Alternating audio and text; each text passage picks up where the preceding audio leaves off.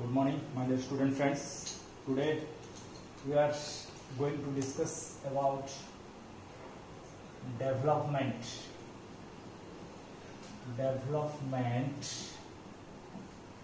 of anther. Development of anther. Last class already we have discussed what is anther. First, we have discussed about the stamen. What is stamen? Stamen is also known as male reproductive organ or male sex organ in case of plants, flowering plants. And it consists of two parts, anther and filament. If you recall, you can find there are two parts in case of stamen. Stamen consists of two parts, anther and filament. A structure like this we have discussed. This stalk-like structure is called as filament, and this structure is known as anther. So first, we will discuss about development of anther. How anther development takes place. Development of anther means formation. How gradually anther is formed. Initially, when a flower is formed, anther is not like this. This type of anther you never find from the beginning. In the beginning, what happens? In the beginning, inside a flower, the anther are present as a mass of meristematic cells surrounded by one epidermis. So initially, if you look at the development, ये तो चला गया एक mature anther और mature stamen का diagram. अगर हम देखें कैसे डेवलपमेंट होता है, initially in the initial stage, what is about initial anther? If you look at the anther initially. Initial anther, it is nothing, group of cells, and these cells are very highly dividing cells, and these cells are known as meristematic cells, group of cells which are called as meristematic cells, and are surrounded by one covering known as epidermis. This is the covering, epidermis. So initially anther ऐसे दिखाई देता है. Anther is nothing. Initial anther at the beginning, it is covered by epidermis, and it contains mass of cells, and these cells are called as meristematic cells. बहुत सारे cell होंगे इसके अंदर. उसको क्या बोलेंगे? meristematic cells. And meristematic cells means highly dividing cells. They have the capacity to divide. तो initially ऐसे होता है. Initial anther contain group of meristematic cells surrounded by epidermis. धीरे धीरे क्या होगा? In the next stage, after passage of time, कुछ time बाद क्या होगा? This meristematic cell differentiate from each other. थोड़ा different हो जाएंगे. ये जो meristematic cell में दिखा है डायग्राम में, group of meristematic cell, it is a sphere. एक ट्रांसवर्स सेक्शन दिखा है इसलिए सर्कुलर जैसा दिखाई देता है. Actually these are the spheres. So after passage of certain time, after completion of certain time, what happens? These cells just below the epidermis. इसको थोड़ा ट्रांसवर्स सेक्शन करके देखेंगे. ये थोड़ा क्या हो गया? तुम्हारा लंगीट्यूडनल सेक्शन हो गया. थोड़ा ट्रांसवर्स. जैसे कि ट्रांसवर्स सेक्शन क्या है? ऐसे कट कर लेंगे. स्फीयर है, इसको ऐसे कट कर लेंगे. कट करेंगे तो ऊपर से हमको एक क्या दिखाई देगा? Circular section. तो ऐसे दिखाई देगा structure. Now this is the epidermis, this is the anther, lower part is the filament. ये नीचे रह गया फिलामेंट, यहाँ पर भी फिलामेंट होगा. Okay, this is the filament. तो ऊपर सा पोर्शन ट्रांसवर्स सेक्शन करके इसको हटा दिया ऊपर से. Clear? This portion is removed already. So this is the open part. This is the epidermis. Outer covering is known as epidermis. यहाँ पर जो मेरिस्टेमेटिक सेल दिखा है, ये सब मेरिस्टेमेटिक सेल इसके अंदर भी होंगे. Meristematic cells, the meristematic cells occupying inside. तो meristematic cells are present here inside this. Inside it is packed with meristematic cells, highly divided cells. तो यहाँ पर क्या होगा? हम डिस्कस कर रहे हैं डेवलपमेंट ऑफ आंथर. तो डेवलपमेंट मीन्स क्या चेंज होगा? तो first, after certain time, what happens? This cells present just below the epidermis. Epidermis के नीचे, just below the epidermis, at the four corners. If you look at this structure, this circle, after transverse section, what are the corners? Tell me. This is one corner, this is second corner, third corner, fourth corner. जैसे एक room का, rectangular room का 4 corner होता है, यहाँ पर भी हम 4 कॉर्नर डिसाइड कर लेंगे, तो 4 कॉर्नर। तो what happens actually, this structure is completely filled with meristematic sales. कुछ टाइम बाद क्या होगा, ये जो कॉर्नर का जो सेल है, corner are the 4 corners group of cells in vertical rows, not single cells, vertical rows। इसके नीचे ये जो दिखा है pack of cells, these are packed with cells, ये जो सेल है इसके नीचे भी ये जो 4 कॉर्नर है are the 4 corners of anther, these cells present in vertical rows। ये वर्टिकल रो ऑफ सेल हमको दिखाई नहीं देंगे क्योंकि they are packed, it is a 3 dimensional structure. इसको कट करेंगे तो इसके नीचे सेल दिखाई देंगे। तो are the 4 corners just below the epidermis are the 4 corners, the cells present in a vertical row, vertical row of cells, they become different from other cells। Other cell जो है, other cell का size देखो यहाँ पर diagram में, ये सब है साइज, छोटा साइज, लेकिन ये जो 4 कॉर्नर में जो सेल है, कॉर्नर सेल का साइज थोड़ा देख के मुझे बताओ। तो यहाँ पर जो अदर सेल है, this cells are smaller but they are the 4 corners, the cells which are there they become enlarged with prominent nucleus, their nucleus also become large, their cell become large as well as their nucleus become large, and this type of modified cells or this type of differentiated cells are known as archisporial cell। ये cell को क्या बोलेंगे, आर्चिस्पोरियल cell और आर्चिस्पोरियम।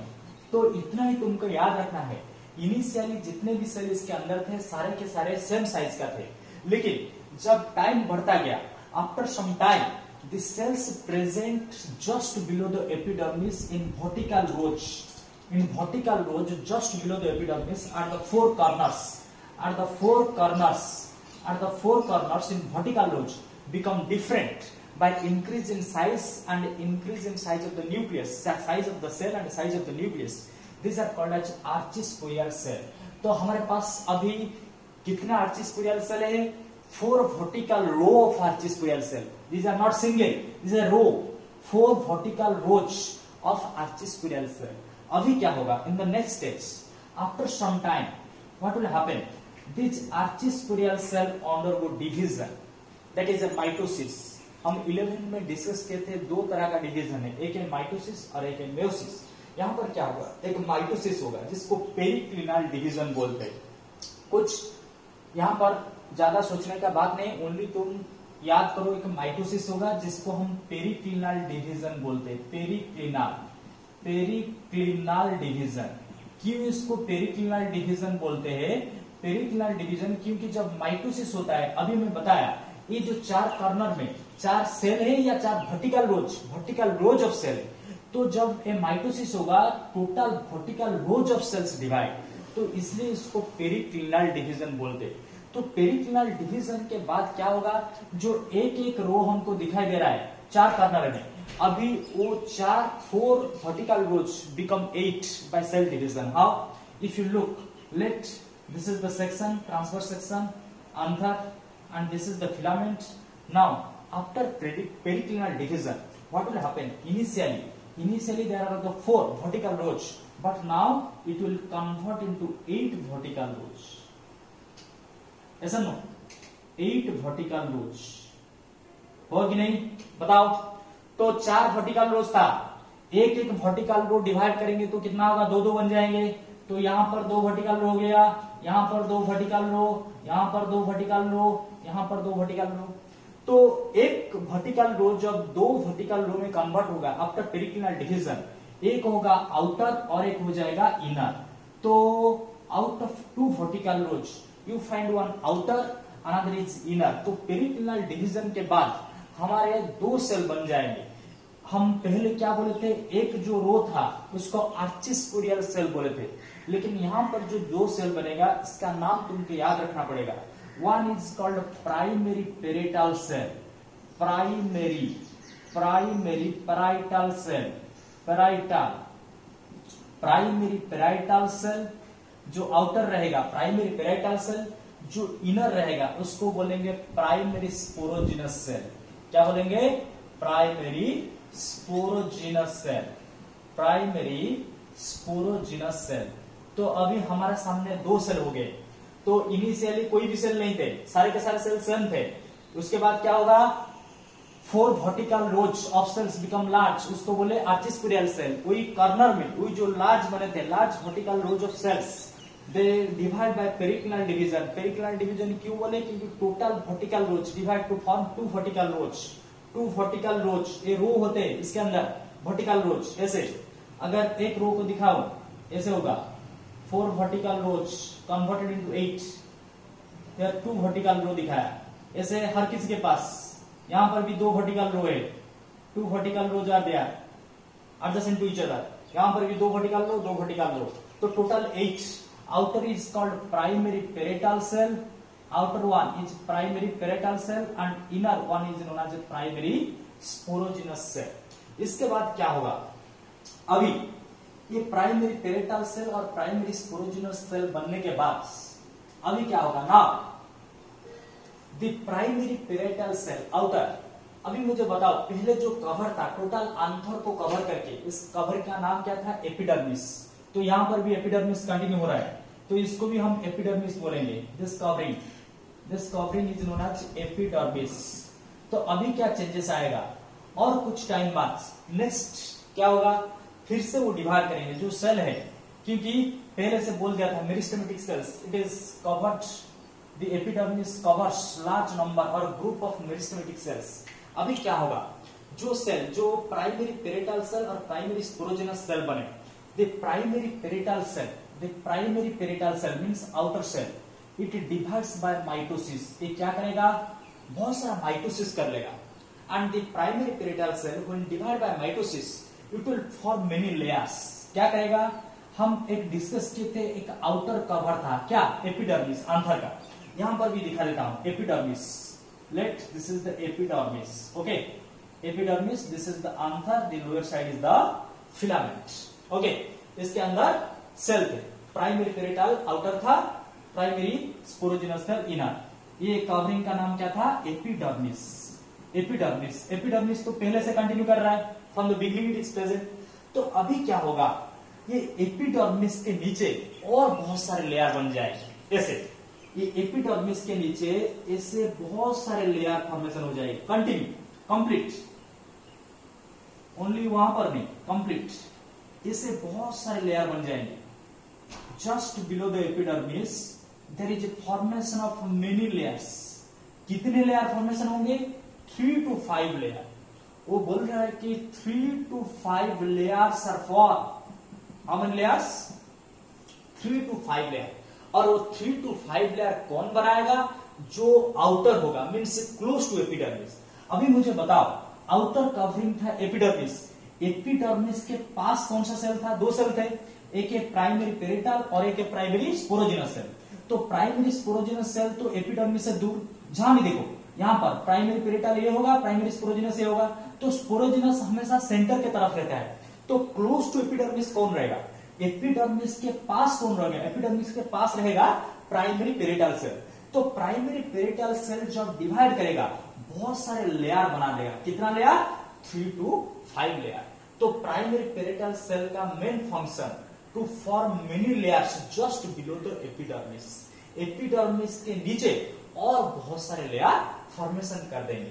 लेकिन ये जो primary sporogenous बच गए थे, प्राइमरी स्पोरोजिनस 4 कॉर्नर में 4 थे, तो in row now the primary sporogenous cell also divide. ये प्राइमरी स्पोरोजिनस सेल जब डिवाइड करेंगे, ये प्राइमरी स्पोरोजिनस सेल डिवाइड करेंगे, ये भी माइटोसिस करके उनके नंबर बढ़ा देंगे, उनका नंबर ज्यादा हो जाएगा, और जो सेल बनाएंगे उनको बोलेंगे स्पोरोजिनस सेल। क्या बोलेंगे?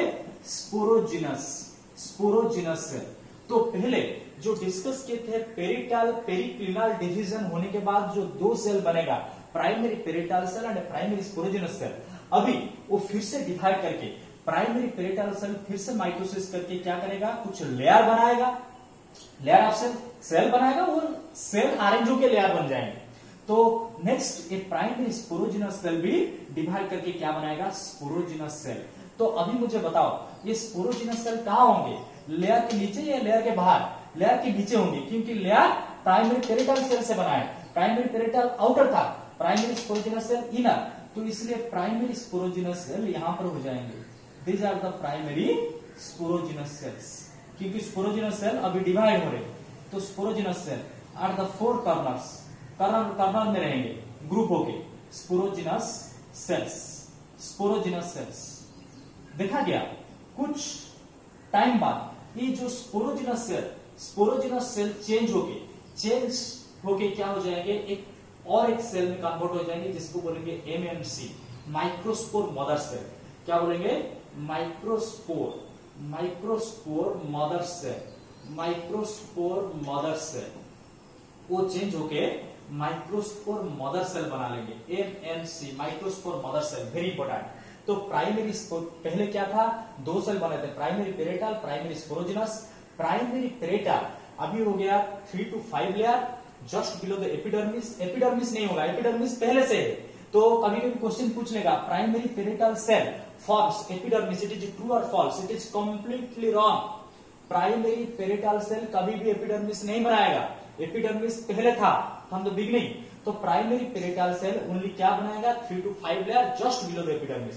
लेकिन प्राइमरी स्पोरोजिनस सेल जो है, प्राइमरी स्पोरोजिनस सेल बनाएगा स्पोरोजिनस सेल माइटोसिस करके, माइटोसिस स्पोरोजिनस सेल होने के बाद वो बनाएंगे माइक्रोस्पोर मदर सेल। ये जो माइक्रोस्पोर मदर सेल बनेगा ये थोड़ा चेंज है, क्या change in shape, size and structure as compare to sporogenous cell. Sporogenous से ये थोड़ा चेंज स्ट्रक्चर, चेंज सेल है, इसलिए इस प्रोसेस को बोलते हैं differentiation.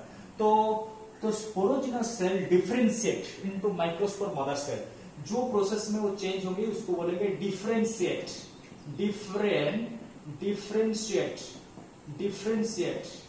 Differentiate means become different from the previous one. तो sporogenous cell differentiate to form microspore mother cell, and this microspore mother cell or sporogenous cell are formed inside this anther. तो this is the development of anther। तो complete एक आंथर complete develop हो गया। इसके ऊपर वाला portion हम हटा दिए थे ट्रांसवर्स सेक्शन लेके, तो एक डेवलपमेंट खत्म होने के बाद अभी हम एक मैच्योर आंथर को स्टडी करेंगे by transverse section and looking it under microscope. एक माइक्रोस्कोप में कट करके इसको स्टडी करेंगे। तो लास्ट क्लास हम पढ़े थे ये जो डेवलपमेंट ऑफ आंथर से पहले में हम डिस्कस किए थे एक आंथर का स्ट्रक्चर और एक स्टामेन का स्ट्रक्चर। स्टामेन के पास क्या क्या था, एक था आंथर और एक था फिलामेंट, और आंथर के पास 2 लोब था। तो अभी थोड़ा आंथर का स्ट्रक्चर कंप्लीट और कंप्लीट माइक्रोस्कोपिक स्ट्रक्चर स्टडी करेंगे। ये तो क्लियर हो गया। तो अभी थोड़ा चलेंगे माइक्रोस्कोपिक स्ट्रक्चर, माइक्रोस्कोप में डिटेल स्टडी करेंगे आंथर को।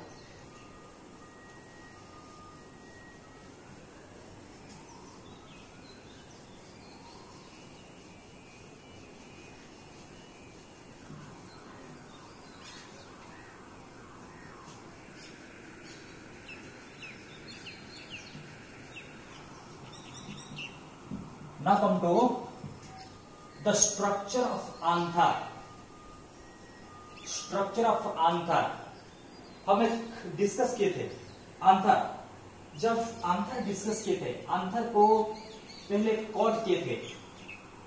आंथर, this is the anther, 2 lobes, this is the filament, and anther and filament connected by special tissue known as connective। ये भी डिस्कस किए थे कनेक्टिव। तो लास्ट क्लास बताया था, लास्ट लेक्चर में। तो ईच आंथर, ये वाला तो आंथर पोर्शन है, anther consist of 2 sides known as anther lobe, ऐसा ना। तो 2 आंथर लोब मिलेगा। अगर हम इसको ट्रांसफर सेक्शन कर ले, ट्रांसफर सेक्शन इसको कट कर ले, 2 साइड हमको मिलेगा। कैसा, 2 साइड्स ऐसे। Each anther consist of 2 sides.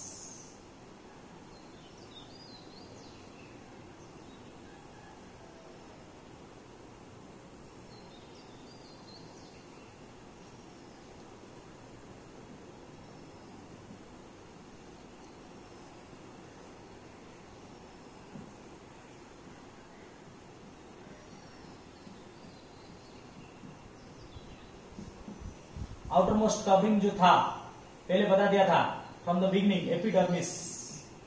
Outermost covering को क्या बोलते हैं? एपिडर्मिस। अभी हम आंथर डिस्कस कर रहे हैं, फिलामेंट का कोई रिलेशन नहीं, फिलामेंट तो नीचे रहेगा ऐसे। So this part is anther. तो anther having two sides, anther having two sides and each side is known as anther lobe. Clear? Last class बताया था। And each lobe contain two sac like structure.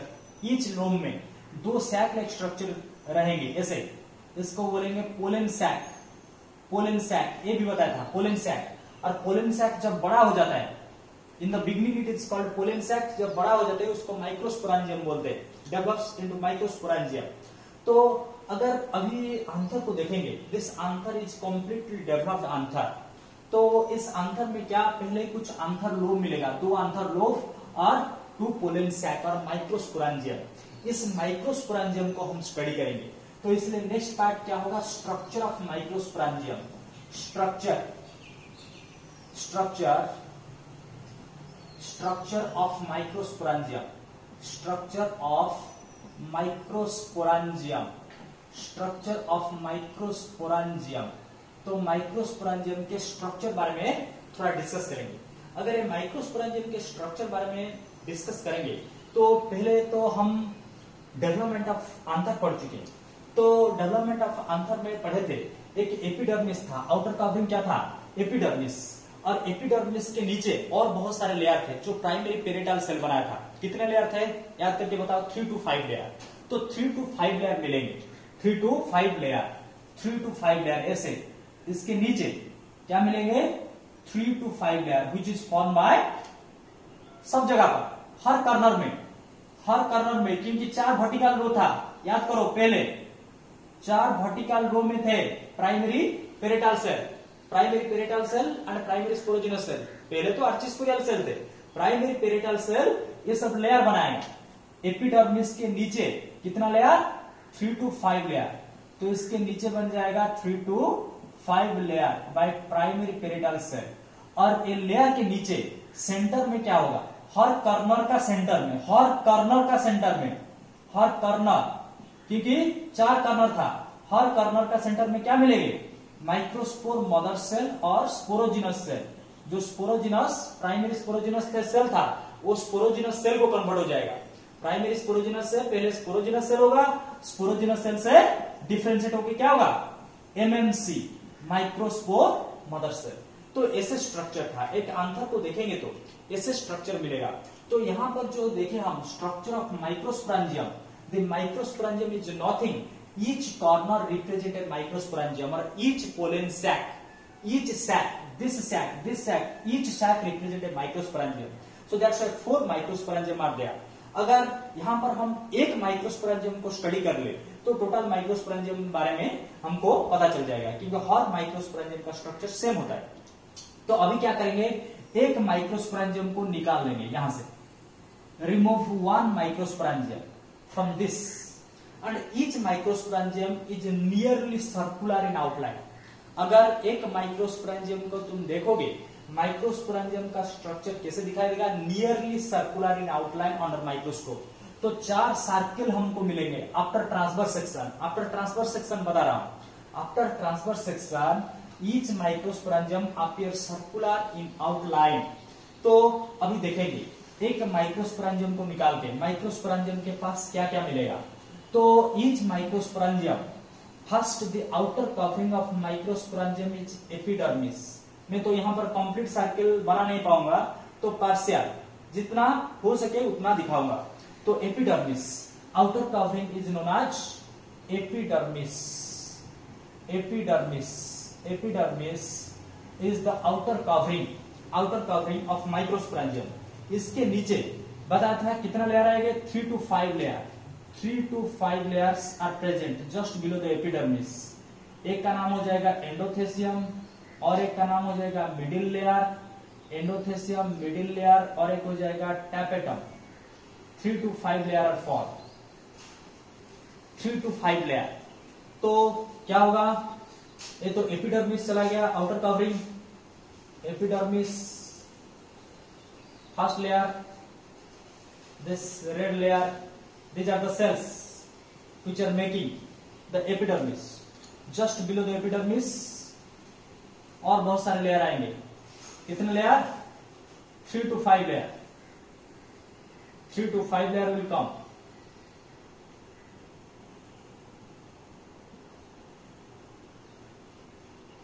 Three to 5 layer, minimum 3, maximum 5।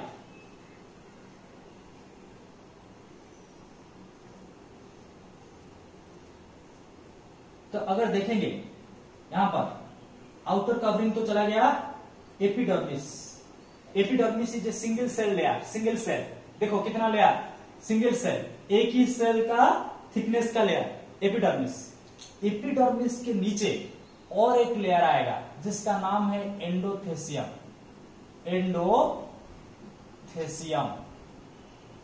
Endothecium just below the epidermis there is another layer known as endothecium and it is also single cell thick layer। एक cell का thickness इसके पास होगा endothecium. Endothecium के बाद आएगा जो 2 to 3 layer में very करेगा, 2 to 3 layer and it is the thickest layer. This layer is known as a middle layer. Epidermis, endothecium, third में जो लेयर आएगा इसका नाम है मिडिल लेयर। क्या आएगा? Middle layer. मिडिल लेयर तो एपिडर्मिस था, सेकेंड लेयर आया एंडोथेसियम, थर्ड में जो आया उसका नाम है middle layer and the last the inner most layer. Inner most layer is very important. The inner most layer is known as a tapetum. The inner most layer is known as a tapetum. ये जो layer को क्या बोलते हैं? Tapetum. तो ये चारों layer का नाम याद रखना पड़ेगा, epidermis, endothecium, middle layer, tapetum. ये चारों लेयर से अभी मुझे बताओ, आउटर मोस्ट लेयर जो एपिडर्मिस वो पहले था, लेकिन ये तीनों लेयर को कौन बनाया? Endothecium, middle layer, tapetum. ये तीनों लेयर को बनाया प्राइमरी पेरिटल सेल ने, जिसको हम डिस्कस किए थे डेवलपमेंट ऑफ आंथर में। तो primary parietal cell is responsible for formation of endothecium, middle layer and tapetum. And out of this 4 layers the middle layer is the thickest. Diagram में दिखाई देता है middle layer is the thickest layer. It consist of 1 to 3 layer. Minimum इसके पास एक cell का thickness हो सकता है, हर लेयर के पास एक सेल का थिकनेस, लेकिन इसके पास देखो 3 सेल का थिकनेस दिखाया। इसके पास मैक्सिमम 3 सेल का थिकनेस हो सकता है। तो इसलिए it is the thickest layer, middle layer and inner most layer is tapetum. लेकिन अगर ये चारों लेयर को देखें, tapetum can be easily distinguished under microscope. अगर माइक्रोस्कोप में देखेंगे टैपेटम तुमको इजीली नजर में आ जाएगा। कैसे? Tapetum layer consist of dense cytoplasm and more than 1 nucleus. It is multi nucleate. ये जो टैपेटम का सेल होते हैं, the cells of the tapetum contain more than 1 nucleus and a dense cytoplasm। इनका साइटोप्लाज्म का डेंसिटी बहुत होता है, thick. the cytoplasm is thick, oily, not watery, तो it is thick। the cytoplasm of tapetum cells, the tapetal cells having dense cytoplasm and more than 1 nucleus, तो multi nucleate होते हैं। तो इसलिए तुमको माइक्रोस्कोप में ये जो दिखा रहा हूं, ये जो माइक्रोस्कोपिक स्ट्रक्चर है, माइक्रोस्कोप में ऐसे दिखाई देते हैं वो। तो इसलिए तुमको माइक्रोस्कोप में इजी होगा डायरेक्ट टैपेटम को आइडेंटिफाई करने के लिए। तो अभी चारों लेयर खत्म हो गया। लेयर के बाद अगर सेंट्रल पोर्शन को देखें, central, this is the central, actually this is a circle. Okay, circle का एक पोर्शन, थोड़ा सा पार्ट हम डिस्कस करें। तो at the centre of each microsporangium, structure of microsporangium discuss कर रहे। तो माइक्रोस्पोरेंजियम अगर क्वेश्चन आया, तुमको पहले लिखना पड़ेगा microsporangium is a circular structure under microscope after transverse section. It is circular in outline, consist of 4 wall layers, epidermis, endothecium, middle layer, tapetum. और टैपेटम के नीचे, tapetum towards inner side of tapetum there is a mass of cells. यहां पर तुमको बहुत सारे cell नजर आएंगे। There is a mass of cells and what are this cells? उनके नाम बताओ। उनका नाम था स्पोरोजिनस सेल, जो चेंज होके स्पोरोजिनस सेल क्या बन गए थे? MMC। Microspore mother cell. तो ये सब सेल का नाम क्या है? Each cell is called as MMC. MMC means microspore mother cell, microspore mother cell. लेकिन यहाँ पर कितने माइक्रोस्पोर मदर सेल है? एक माइक्रोस्पोर मदर सेल या बहुत सारे माइक्रोस्पोर मदर सेल? बहुत सारे माइक्रोस्पोर मदर सेल, क्योंकि जो फर्स्ट सेल बना था, दो सेल बने थे, primary parietal, primary sporogenous. Primary sporogenous cell बहुत बार माइटोसिस करके ये सब सेल बना दिया, और ये सब सेल बनने के बाद ये ग्रुप होके एक टिश्यू बनाएंगे, क्योंकि ग्रुप ऑफ सेल को क्या बोलते हैं? टिश्यू। तो इसलिए ये माइक्रोस्पोर मदर सेल जो टिश्यू बनाएंगे उसको बोलेंगे स्पोरोजिनस टिश्यू। स्पोरोजिनस, कौन सा टिश्यू? Sporogenous, sporogenous tissue. इसको याद रखना पड़ेगा। This tissue is known as sporogenous tissue. तो सेंटर में जो टिश्यू है वो टिश्यू का नाम है स्पोरोजिनस टिश्यू। तो यहाँ पर स्पोरोजिनस टिश्यू ऑक्युपाई करेगा। The centre of microsporangium is always occupied by sporogenous tissue. तो इतना एटलीस्ट तुमको याद रखना होगा किसके बारे में? स्ट्रक्चर ऑफ माइक्रोस्पोरेंजियम के बारे में। और एक इंपॉर्टेंट क्वेश्चन यहां से आता है, तुमको जो याद रखना पड़ेगा, what are the function of the layers? Function of this layers. Function of layers, अगर ये चारों लेयर को देखेंगे, सेंटर में तो स्पोरोजिनस टिश्यू रह गया।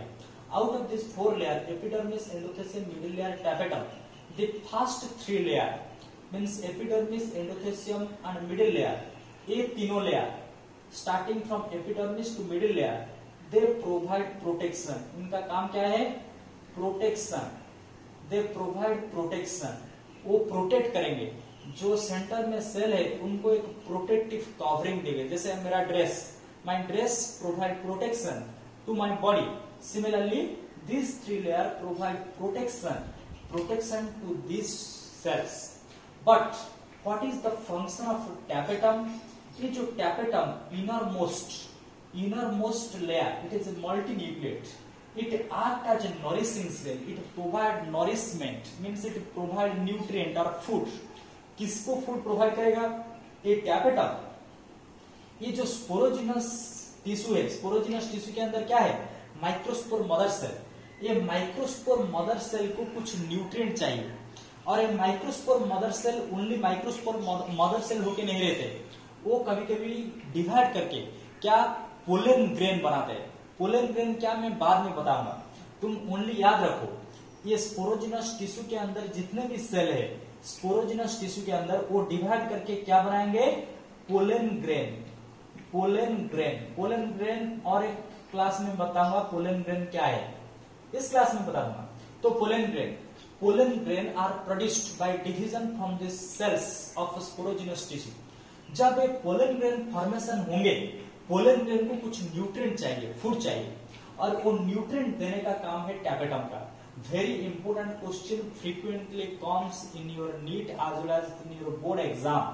तो tapetum, what is the function of tapetum?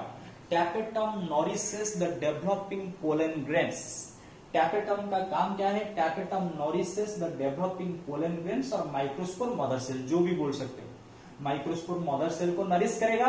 nourishes, तो फंक्शन क्या है? इट nourishes और provides food. nourishes the developing pollen grain, nourishes the pollen grains। किसको नरिश करेगा? Tapetum nourishes the developing pollen grains। तो जब पोलन ग्रेन फॉर्मेशन हो जाएंगे, यहाँ पर सब इस सेल के अंदर पोलन ग्रेन ऐसे फॉर्मेशन हो जाएंगे। These are the pollen grains। These are the pollen grains inside microspore mother cell। Pollen grain दिखा दिया। तो ये पोलन ग्रेन को न्यूट्रिएंट प्रोवाइड करेंगे टैपेटम। इसके बाद और एक इंपॉर्टेंट क्वेश्चन यहाँ से आता है, ये जो पोलन ग्रेन बन जाते हैं, इसके अंदर पोलन ग्रेन बनने के बाद वो बाहर रिलीज होते हैं। They release to outside, or these are set to outside, and these are released after breaking the wall of the pollen grain. ये जो not wall of the pollen grain, by breaking the wall of the microsporangium. ये microsporangium का जो wall में 4 wall layer है, क्या? Epidermis, endothelium, middle layer, tapetum. Middle layer, innermost tapetum. तो first out of this 4 layer, the first layer which bursts or breaks, that is endothelium. तो endothelium first breaks, means epidermis के नीचे जो layer है वो क्या होगा? प्रेशर के लिए, अगर यहाँ पर बहुत सारे सेल बन जाएंगे, तो इंटरनली प्रेशर क्रिएट हो जाएगा। जैसे कि हम एक एग्जांपल ले जाएंगे, एक बैलून ले जाओ, एक बैलून या बॉल के अंदर एयर ज्यादा डाल दो या ज्यादा वाटर डाल दो, धीरे धीरे क्या होगा, उसका वॉल्यूम इंक्रीज होगा, बॉल का वॉल्यूम इंक्रीज होगा। तो वॉल्यूम इंक्रीज होने के बाद क्या होगा, ये बॉल का वॉल के ऊपर प्रेशर रहेगा। अगर ये स्फेरिकल बॉल है, बॉल के अंदर हम ज्यादा एयर डाल दिए तो क्या होगा, एयर का प्रेशर कहां पर आएगा, the pressure will be exerted on the wall and finally wall will burst. Similarly, जब ज्यादा सेल फॉर्मेशन हो जाएंगे, ये सेल फॉर्मेशन होने के बाद एक प्रेशर क्रिएट होगा वॉल के ऊपर। और कौन सा वॉल के ऊपर ज्यादा प्रेशर होगा, endothecium, due to its chemical composition. बाद में बताऊंगा कि क्या क्या केमिकल इसके पास है, लेकिन यहां पर तुमको याद रखना है endothecium first burst. So that's why the pollen grains can be easily reached after breakdown of this endothecium. तो कभी कभी क्वेश्चन आ जाता है, which of the following layer helps in shedding of the pollen grain or dehiscence of pollen grain? Dehiscence. After breakdown, the first dehiscence of anther wall takes place by endothecium. तो endothecium helps in dehiscence of anther wall. Dehiscence means a breakdown of anther wall. Dehiscence of anther wall and release of pollen grain. Dehiscence of anther wall and release of pollen grain takes place by this endothecium layer. This is all about your microsporangium, structure of microsporangium. अभी थोड़ा discuss करेंगे development of male gametophyte. Male gametophyte क्या है, तो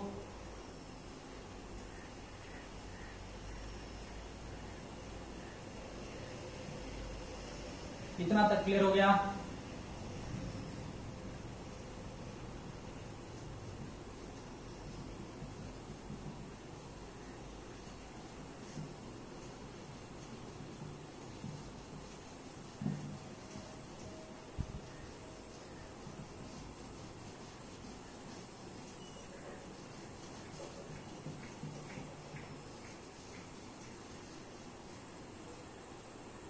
Now come to development of male gametophyte. Development of male gametophyte. A development of male gametophyte थोड़ा बड़ा question है, इसको हम स्टेप वाइज डिस्कस करेंगे। ये डेवलपमेंट ऑफ मेल गैमेटोफाइट क्या है मैं बताऊंगा। पहले इसमें एक शॉर्ट नोट आएगा, माइक्रोस्पोरोजेनेसिस।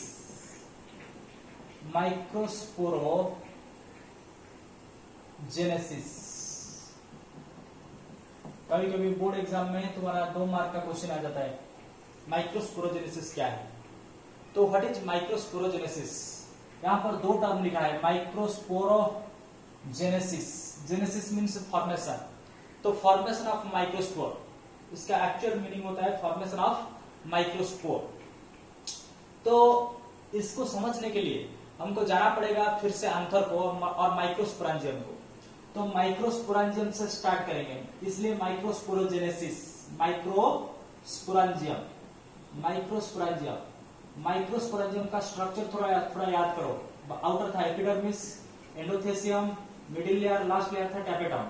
टैपेटम के नीचे जो सेल थे उस सेल का नाम क्या था, टोटल टिश्यू का नाम था स्पोरोजिनस टिश्यू। उस स्पोरोजिनस टिश्यू के अंदर जो सेल थे उस सेल का नाम है माइक्रोस्पोर मदर सेल, ऐसा नो, microspore mother cell, shortly written as MMC, microspore mother cell. ये माइक्रोस्पोर मदर सेल का कैरेक्टर को क्या होता है, microspore mother cells are diploid 2n means containing 2 set of chromosome, 2 set. जैसे ह्यूमन के पास कितना क्रोमोसोम, 46। ये 46 क्रोमोसोम से 23 आता है फादर से, 23 मदर, तो इसलिए 2 सेट ऑफ क्रोमोसोम बोलेंगे, 2 set, 1 set from father side, another set from mother side. तो ये माइक्रोस्पोर मदर सेल में भी 2 सेट होता है, 2 सेट। मदर सेल मत समझना कि ओनली मदर क्रोमोसोम में, इसका भी एक फादर है। तो माइक्रोस्पोर मदर सेल, ये सेल के अंदर 2 सेट क्रोमोसोम होगा, 2 सेट, इसलिए it is a diploid cell. जिसके पास 2n होगा इनको क्या बोलेंगे, डिप्लॉयड सेल। डिप्लॉयड जिसके पास एक सेट होगा इसको बोलेंगे हैप्लॉयड सेल। ये माइक्रोस्पोर मदर सेल जो है वो क्या करेगा, एक सेल डिवीजन शो करेगा। सेल डिवीजन दो तरह का है, हम डिस्कस किए थे, एक है माइटोसिस और एक है मेयोसिस। यहां पर क्या होगा, ये जो डिप्लॉयड सेल मेयोसिस करेगा। मेयोसिस को क्या बोलते हैं, रिडक्शनल डिवीजन। तो यहाँ पर मेयोसिस या रिडक्शनल डिवीजन होगा। मेयोसिस का फिर से दो स्टेज है, 11th में हम पढ़े थे, मेयोसिस 1, मेयोसिस 2। ये सब डिस्कस करने का जरूरत नहीं यहाँ पर, ये भी रिकॉर्ड अभी नहीं है यहाँ पर। तो ओनली तुम याद रखो microspore mother cell undergo meiosis. Meiosis अगर एक सेल में मेयोसिस होता है, कितना सेल प्रोड्यूस होता है, 4 सेल प्रोड्यूस होते हैं। माइटोसिस होगा तो 2 सेल बनेंगे, लेकिन मेयोसिस होगा तो 4 सेल प्रोड्यूस होंगे। तो microspore mother cell will form 4 haploid cells. कितना सेल बनाएगा, 4 हैप्लॉयड सेल बनाएगा, और ये 4 हैप्लॉयड सेल का नाम हो जाएगा माइक्रोस्पोर्स। तो कितने माइक्रोस्पोर बनेंगे, 4 माइक्रोस्पोर्स। माइक्रोस्पोर मदर सेल अगर मेयोसिस किया तो 4 हैप्लॉयड माइक्रोस्पोर बनेंगे, इसलिए इसके अंदर n लिखा, हैप्लॉयड, यहाँ पर 2n, these are the diploid। तो 4 haploid cells are produced, these are the haploid cells, haploid. तो अभी उनका नाम का सिग्निफिकेंस आ जाता है, क्यों इनका नाम हुआ था माइक्रोस्पोर मदर सेल, क्योंकि वो माइक्रोस्पोर बना रहे हैं। जो मदर माइक्रोस्पोर को बनाएगा उसका नाम microspore mother cell will produce microspore, क्योंकि उनका तो मदर है ना, माइक्रोस्पोर का मदर, तो माइक्रोस्पोर ही बनाएंगे। और किसी का मदर होगा तो वो जिसके नाम से अटैच होंगे इसको बनाएंगे। तो microspore mother cell 2n diploid undergo meiosis to produce 4 haploid microspores, and the entire process starting from this point to this, it is called as a microsporogenesis. So this process is known as a microsporogenesis.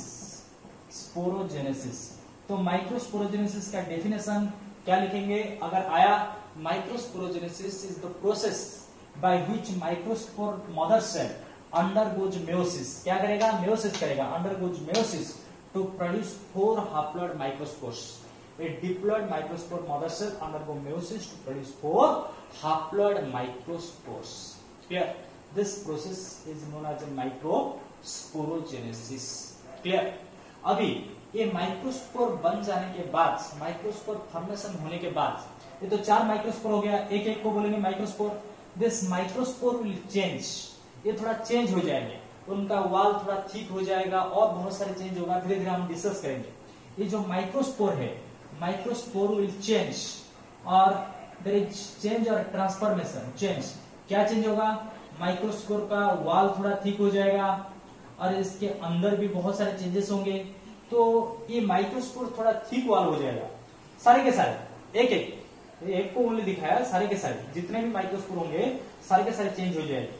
Clear? यहाँ पर 4 microspore है तो 4 thick walled structure change होकर 4 thick walled structure हो जाएगा, जिसको बोलेंगे pollen grain. तो इसका नाम है पोलन ग्रेन। तो पोलन ग्रेन क्या है, जो पहले बताया था, पोलन ग्रेन प्रोड्यूस हो रहा है, बताया था स्ट्रक्चर ऑफ माइक्रोस्पोरेंजियम में, रिकॉल करो। माइक्रोस्पोरेंजियम का वॉल लेयर था, epidermis, endothelium, middle layer, tapetum, centre में स्पोरोजिनस टिश्यू थे, स्पोरोजिनस टिश्यू के अंदर माइक्रोस्पोर मदर सेल, वही microspore mother cell pollen grain बना रहा था, बताया था। देखो कैसे पोलन ग्रेन बना रहा है, और पोलन ग्रेन को फूड कौन प्रोवाइड करेगा, बताया था tapetum. Tapetum because tapetum is close, ये लेयर फूड प्रोवाइड नहीं कर पाएगा, चाह के भी नहीं कर पाएगा क्योंकि दूर में है। Tapetum is very close, so tapetum nourishes the developing pollen grain. तो इसलिए मैं वहां पर बताया था पोलन ग्रेन कौन सा सेल से प्रोड्यूस होगा, microspore mother cell. Microspore mother cell पहले डिवाइड करके माइक्रोस्पोर्स बनाएगा, माइक्रोस्पोर थोड़ा ठीक हो जाएंगे तो बनाएंगे पोलन ग्रेन। तो इसलिए अगर क्वेश्चन आया माइक्रोस्पोर को कौन सा सेल प्रोड्यूस करेगा, माइक्रोस्पोर मदर सेल, अगर क्वेश्चन आया पोलन ग्रेन को कौन सा सेल बनाएगा, वही सेम सेल, क्योंकि माइक्रोस्पोर जो है पोलन ग्रेन वही है, ओनली ट्रांसफॉर्म स्ट्रक्चर। ये थोड़ा मोटा है थिक वॉल स्ट्रक्चर, ये थोड़ा पतला है तो थिन वॉल स्ट्रक्चर। तो इसलिए तो ये जो माइक्रोस्पोर मदर सेल, इसको कभी कभी पोलन मदर सेल भी बोलते हैं, एमएमसी या पीएमसी।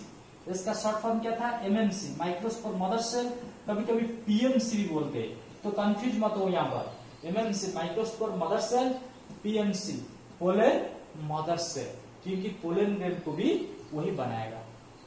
क्लियर? तो अभी क्या होगा, ये पोलन ग्रेन बनने के बाद ये पोलन ग्रेन वॉल को ब्रेक करके रिलीज हो जाएगा। There is a shedding of pollen grain, shedding of pollen grain, shedding of pollen grain. Shedding means जो पोलन ग्रेन फॉर्मेशन हुआ, कहां पर फॉर्मेशन हुआ, इसके अंदर माइक्रोस्पोरेंजियम के अंदर। माइक्रोस्पोरेंजियम को कवर करके तो 4 लेयर है, एपिडर्मिस, एंडोथेसियम बताया था। अभी ये जो एंडोथेसियम लेयर ब्रस्ट हो जाएगा, तो एंडोथेसियम लेयर ब्रस्ट हो जाएगा तो ये सब पोलन ग्रेन बाहर आ जाएंगे, बाहर रिलीज हो जाएंगे। ये बाहर रिलीज होने के बाद और एक स्ट्रक्चर बनाएंगे जिसका नाम है मेल गैमेटोफाइट। तो पोलन ग्रेन चेंज होके क्या बनाएंगे, मेल गैमेटोफाइट। ये मेल गैमेटोफाइट क्या है, male gametophyte the structure which will produce male gamete. जैसे एनिमल में स्पर्म होता है और ह्यूमन में स्पर्म होता है, स्पर्म को मेल गैमेट बोलते हैं, ओवम को फीमेल गैमेट। तो यहां पर मेल गैमेटोफाइट, तो पोलन ग्रेन क्या बनाएगा, एक मेल गैमेटोफाइट बनाएगा। तो pollen grain will form male gametophyte. So that's why we will discuss about development of male gametophyte. तो इतना तक हमारा माइक्रोस्पोरोजेनेसिस कंप्लीट हुआ। तो ये डेवलपमेंट ऑफ मेल गैमेटोफाइट अभी कंटिन्यू हो रहा है। तो अभी नेक्स्ट स्टेप को जाएंगे, उसके बाद थोड़ा पोलन ग्रेन के बारे में डिस्कस करेंगे डिटेल में। पोलन ग्रेन क्या है, क्योंकि कभी कभी डायरेक्ट पोलन ग्रेन से क्वेश्चन आ जाता है, 2 मार्क या 3 मार्क का क्वेश्चन पोलन ग्रेन से डायरेक्ट आ जाता है। तो माइक्रोस्पोरोजेनेसिस खत्म हुआ, अभी थोड़ा देखेंगे pollen grain. Pollen grain, next is pollen grain. Pollen grain, pollen grain का डेफिनेशन में कुछ डाउट नहीं, बता दिया था। Pollen grain are nothing the microspore which are thick. Microspore जो प्रोड्यूस हुए थे वो माइक्रोस्पोर जब थिक बन जाएंगे उनको बोलेंगे पोलन ग्रेन। अभी मुझे बताओ माइक्रोस्पोर का कैरेक्टर क्या था, haploid. There haploid containing one set of chromosome. ये जो चेंज होकर पोलन ग्रेन बनेगा वो भी हैप्लॉइड होगा कि नहीं, वो भी हैप्लॉइड वाला स्ट्रक्चर होगा। तो इसलिए पहला कैरेक्टर हम याद रखेंगे, pollen grains are unicellular and haploid. Pollen grain का कैरेक्टर क्या है, pollen grain are unicellular. Unicellular means एक सेल में बने हैं एंड हैप्लॉइड, ऐसा no, unicellular and haploid. Unicellular means एक सेल वाला, हैप्लॉइड मींस 2 सेट क्रोमोसोम नहीं एक सेट। क्यों हैप्लॉइड हो गए, हैप्लॉइड क्यों हो गए, क्योंकि मेयोसिस हुआ है। और एक पोलन ग्रेन को क्या माइक्रोस्पोर भी बोल पाएंगे, थिक माइक्रोस्पोर्स। तो इसलिए कभी कभी पोलन ग्रेन और माइक्रोस्पोर भी बोला जाता है, पोलन ग्रेन और माइक्रोस्पोर्स। लेकिन पोलन ग्रेन जो माइक्रोस्पोर वो नहीं, माइक्रोस्पोर चेंज होने के बाद पोलन ग्रेन हो जाता है। Clear? Next important thing, the study of pollen grain is known as palynology. Palynology entrance में कभी कभी आ जाता है। पालाइनोलॉजी क्या है, study of pollen grain. Pollen grain का स्टडी करने का प्रोसेस को बोलेंगे पालाइनोलॉजी। जैसे biology study of life, botany study of plants. Similarly palynology is the study of pollen grains, is known as palynology. तो यहां पर क्या होगा, थोड़ा स्ट्रक्चर देखेंगे। ये तो इंफॉर्मेशन पोर्शन चला गया। अगर एक पोलन ग्रेन को देखेंगे, pollen grains are nearly spherical and diameter of pollen grain. अगर पोलन ग्रेन का डायमीटर देखेंगे, diameter of pollen grain is 25 to 50 micrometer 25 to 50 micrometer. कितना छोटा है देखो, तो 25 to 50 micrometer. And they are nearly spherical, sphere जैसा, बॉल जैसा दिखाई देंगे, छोटा सा बॉल, डस्ट लाइक। तो diameter is 25 to 50 and nearly spherical and they are covered by 2 wall layer। उनके पास 2 wall layer होता है, 2 कवर होता है। Pollen grains are covered by 2 covering. देखेंगे क्या क्या cover, pollen grains are covered by 2 covering. इतना याद रखो। माइक्रोस्पोरेंजियम का कितना कवर था, 4 cover, epidermis, endothelium, middle layer, tapetum. लेकिन पोलन ग्रेन का कितना कवर आएगा, 2 कवर आएगा। तो थोड़ा देखेंगे, if you look at the pollen grain are nearly spherical like this. Pollen grains are nearly spherical and covered by 2 covering. The outer covering of pollen grain is known as exile. Outer one, outer covering of pollen grain is known as exine. ये direct short question में आ जाएगा 1 mark में। Outer covering of pollen grain is exine, inner covering of pollen grain is known as intine. Intine is the inner covering of pollen grain. Outer covering is exine, inner covering is known as intine. But difference क्या होता है? The outer covering exine is very thick and rigid, but the intine layer is thin and elastic. It can be extended, elongated. तो ज्यादा thick होता है exine layer बहुत thick होता है, इंटाइन लेयर बहुत थिन होता है। And why this exine layer is very thick? It is made of one special chemical known as sporopollenin. ये याद रखना पड़ेगा। Which chemical makes the exine layer? The exine is made of sporopollenin. The sporopollenin again made of carotenoids. It is a polymer of carotenoid. Polymer means chain. Polymer means polymer of carotenoid. Carotenoid एक chemical है। ये carotenoid अगर chain बना दिया तो इसको बोलेंगे sporopollenin. जैसे एक फ्लावर का चेन, गार्लैंड बनाते हो, बहुत सारे फ्लावर को मिला के एक गार्लैंड बनाते हो, सिमिलरली कैरोटिनॉइड एक केमिकल है। कैरोटिनॉइड एक चेन बना देंगे। पॉलीमर मीन्स चेन बनाएंगे तो इसका नाम हो जाएगा स्पोरोपोलेनिन। वही sporopollenin chain of carotenoid, sporopollenin जाके एक्साइन लेयर बनाएंगे। तो डायरेक्ट क्वेश्चन आता है, exine layer of pollen grain is made of which chemical? That is sporopollenin and it is the most resistant biological substance. ये sporopollenin को break करने का capacity किसी के पास भी नहीं। Even the strong acid and alkali cannot harm the sporopollenin. एक example ले जाओ, जैसे एक एसिड ड्रॉप भी हमारा स्किन के कांटेक्ट में या कोई भी लिविंग ऑब्जेक्ट के कांटेक्ट में आ जाते कितना नुकसान कर देता है, कितना सेल डिस्ट्रॉय कर देते हैं। लेकिन ये जो स्पोरोपोलेनिन को देखा गया, sporopollenin can not be affected by strong acid and alkali. Even high temperature में इसको बॉयल करने के बाद भी वो बॉयल नहीं होते। तो high temperature can not destroy them, so that's why these are the most resistant organic substance. कभी कभी क्वेश्चन आ जाता है, most resistant organic substance found in nature. आज these are most resistant organic substance. After death of the plant the pollen grain remains in the soil for millions of years, hundreds of years according to type of plant। तो ये sporopollenin क्या होगा? Sporopollenin soil में destroy नहीं होगा, decomposition इसका नहीं हो पाएगा क्योंकि it is the strongest substance.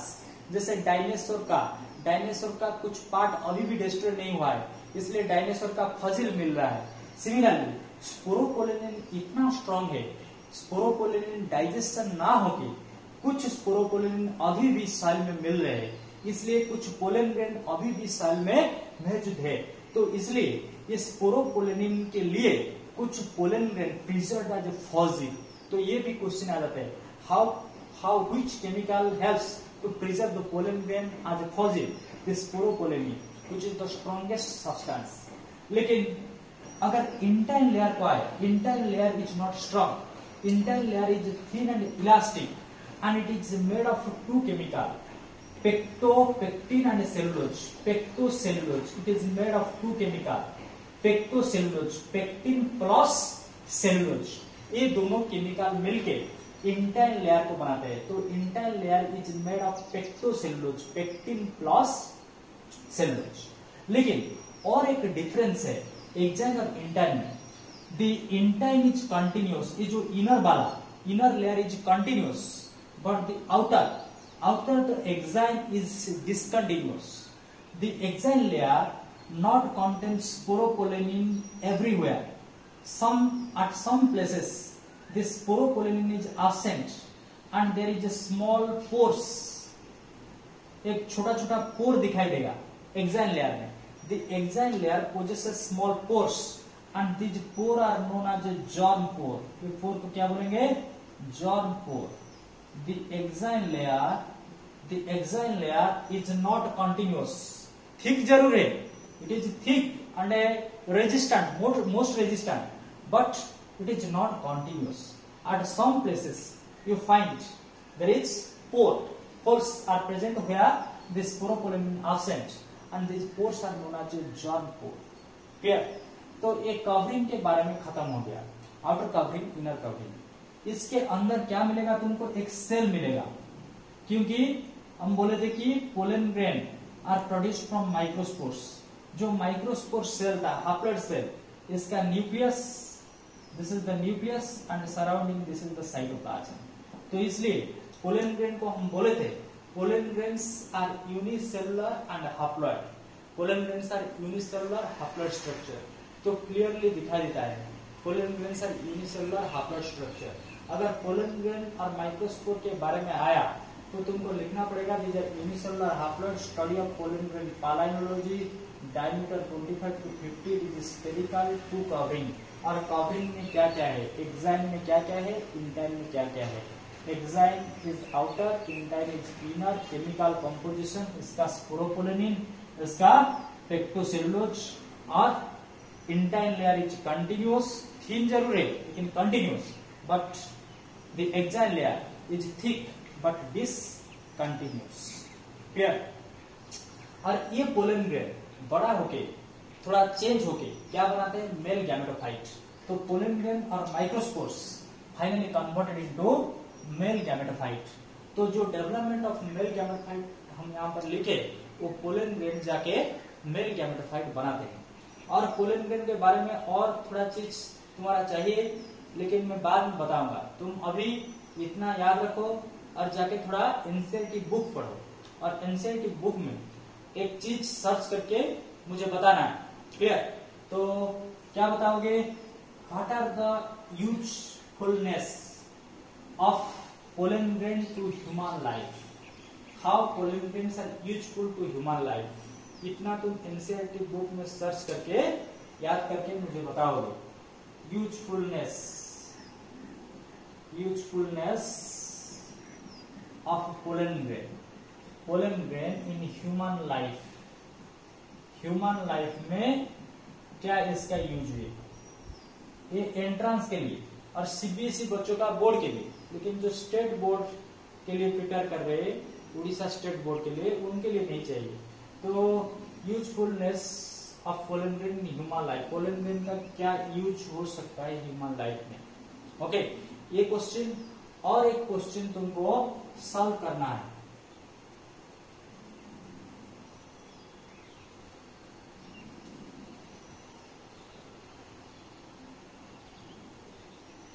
क्या है क्वेश्चन? Question number 1। ये क्वेश्चन को डायरेक्ट तुम्हारा असाइनमेंट कॉपी में सॉल्व करना है। तो ए typical angiospermic plant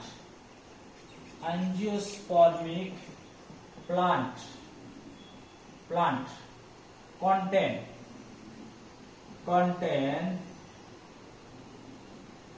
100 to 102 number of microspore mother cell in each microsporangium.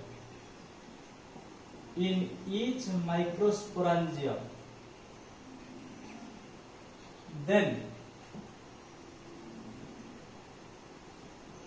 calculate the total number of pollen grains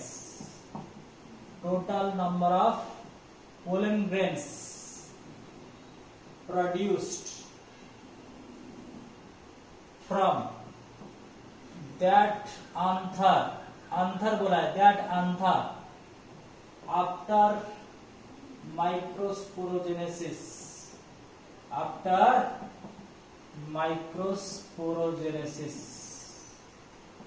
इसको कैलकुलेट करना है। क्वेश्चन समझ में आया? इसको तुमको असाइनमेंट कॉपी में सॉल्व करना है। A typical angiospermic plant, angiosperm के बारे में, flowering plant contain 102 number of microspore mother cell in each microsporangium. Structure of microsporangium अभी पढ़े। Then calculate the total number of pollen grain produced from that anther. Anther से produce कितना होगा after microsporogenesis, इतना calculate करना है। Okay, this much for today. Thank you. We will continue in the next lecture from this.